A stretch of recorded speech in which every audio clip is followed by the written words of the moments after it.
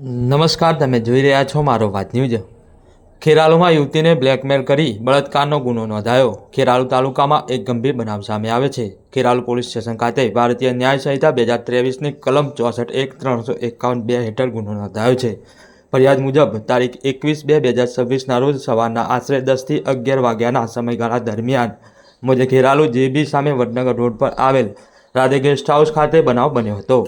ફરિયાદી યુવતીએ આક્ષેપ કરે છે કે આરોપી મોહમ્મદ જાવેદ નૂર મોહમ્મદ સિંધીએ પોતાનું નામ બદલાવી રાહુલ પટેલ તરીકે ઓળખાણ આપી મિત્રતા કેળવી હતી। આરોપીએ અગાઉ પાડેલા યુવતીના ફોટા વાયરલ કરવાની ધમકી આપી બ્લેકમેલ કરી હતી। બાદમાં યુવતીને રાધે ગેસ્ટ હાઉસ ખાતે લઈ જઈ તેની મરજી વિરુદ્ધ બળજબરીપૂર્વક દુષ્કર્મ આચર્યું હોવાનું ફરિયાદમાં જણાવાયું છે। આ બનાવ અંગે ખેરાલુ પોલીસ દ્વારા ગુનો દાખલ કરી વધુ તપાસ હાથ ધરવામાં આવી છે। ખેરાલુમાં અજાણ્યા ઇસમો દ્વારા મારામારી અને અપહરણનો પ્રયાસ, CNG રિક્ષામાં લઈ જઈ છોડ્યો। મહેસાણા જિલ્લાના ખેરાલુ તાલુકાના એકતાનગર વિસ્તારમાં મારામારી અને અપહરણ જેવો બનાવ સામે આવે છે।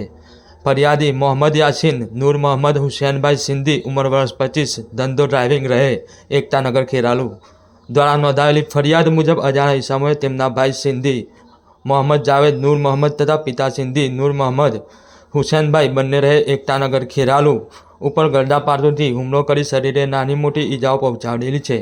ફરિયાદ અનુસાર હુમલા બાદ આરોપીઓએ મોહમ્મદ જાવેદ નૂર મોહમ્મદને CNG રિક્ષા નંબર GJ02AU 9655માં બેસાડી લઈ ગયા હતા અને રામદેવપીર મંદિર પાછળ આવેલા ખુલ્લા ચોગાનમાં મૂકી નાસી ગયા હતા। આ બનાવ અંગે પોલીસે ગુનો નોંધી આગળની તપાસ હાથ ધરી છે। આરોપીઓની ઓળખ અને ધરપકડ માટે કાર્યવાહી ચાલુ હોવાનું જાણવા મળ્યું છે।